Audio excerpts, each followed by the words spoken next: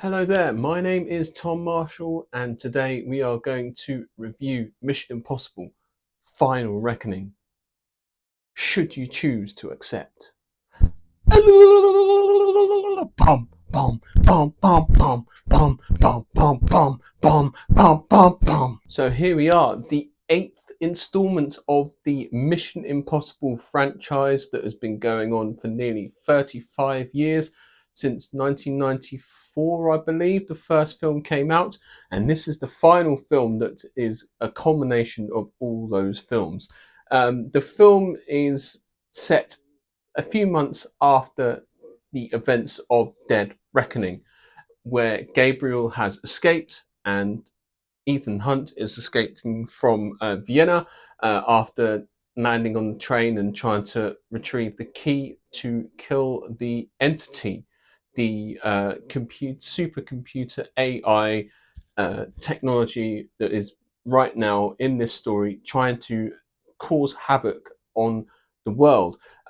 So much so that it is pitting other countries against each other and taking over their nuclear capabilities and wants to destroy all life on Earth.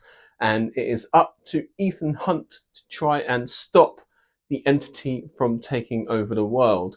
Now, it is a little cat and mouse to see who can outsmart each other, and basically, the way to kill the entity is to find the source code that is hidden in a Akula class submarine that was taken down in the beginning of Dead Reckoning, if you remember correctly. It is on the bottom of the ocean, and so Ethan Hunt has to go down and retrieve the source code from the submarine, come back up and trap the entity inside this little hard drive and kill it. And other nations actually want to try and control it and keep it for themselves so that they can control the world's internet and the world's infrastructure using this entity. As we know from the Dead Reckoning, it has a life of its own and takes over everything. And so this is what it's doing. It's basically uh, taking over everyone's nuclear capabilities. Despite everyone converting to analog, it still manages to keep its take over everything as well. So very simple premise. Ethan Hunt has to try and find this thing and destroy it.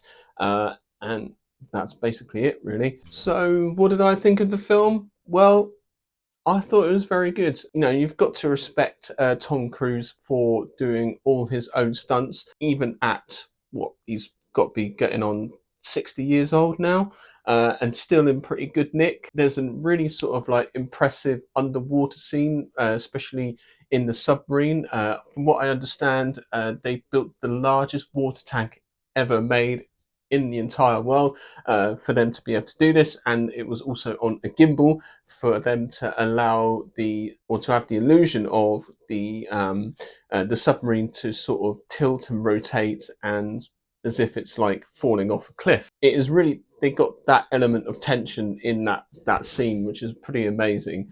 And he's wearing this sort of experimental sort of like dive suit, which was pretty cool. In that scene, there's a section where he's having to sort of like navigate his way through the missile bay, and you know he's got all these missiles sort of falling on top of each other, and he's, you know, basically along for the ride. Really, he has to wait until there's a moment where the submarine rotates again, and then he'll get free from the missiles. So it's pretty wild, and you know, there's a lot of running. Yeah, there's a lot of running, which is pretty impressive, especially across London Bridge. You know, at night, that must have been an absolute nightmare to try and film.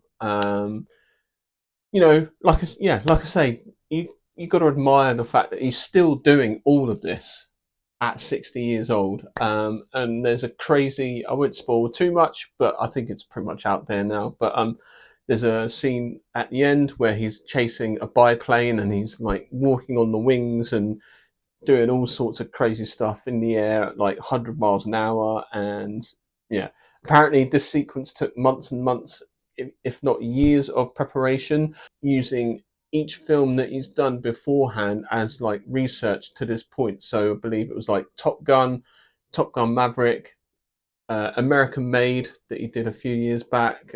So he's constantly pushing the boundaries when it comes to like these types of stunt work.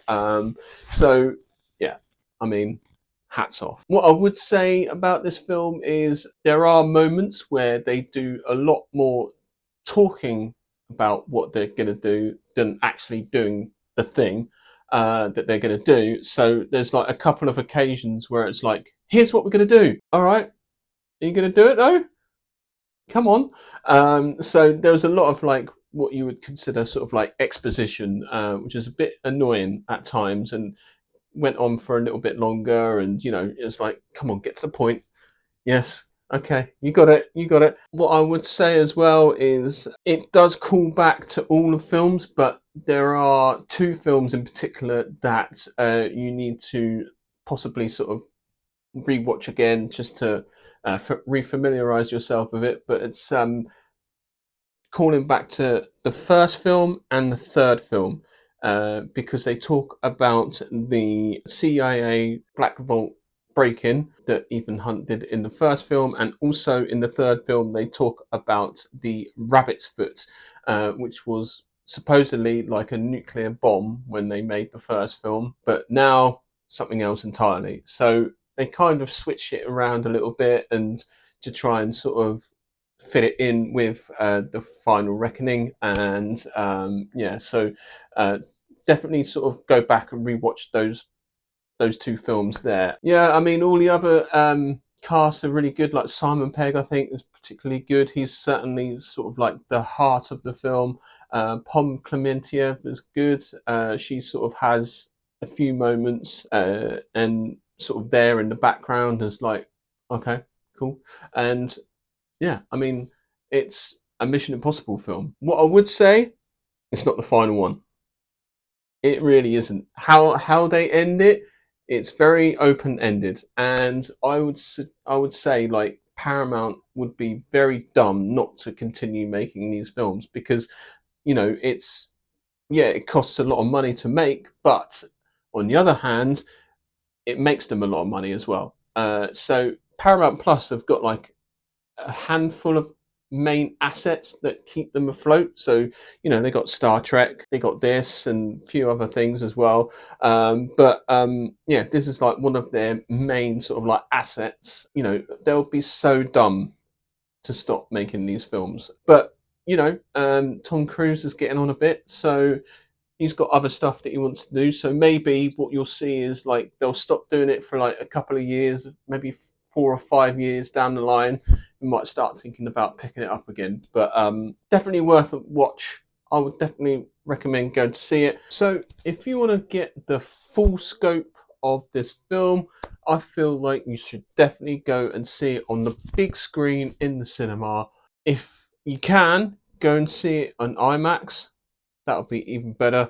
But that's what this film is made for. It's made to be in the cinema and seen on a big screen.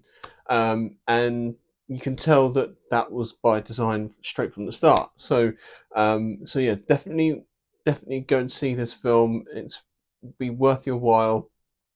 You know, 30 plus years of this franchise is not going to be coming to an end anytime soon. Like I said, I think Paramount will be very dumb to, you know, stop making these films. It's a big asset for them. So yeah.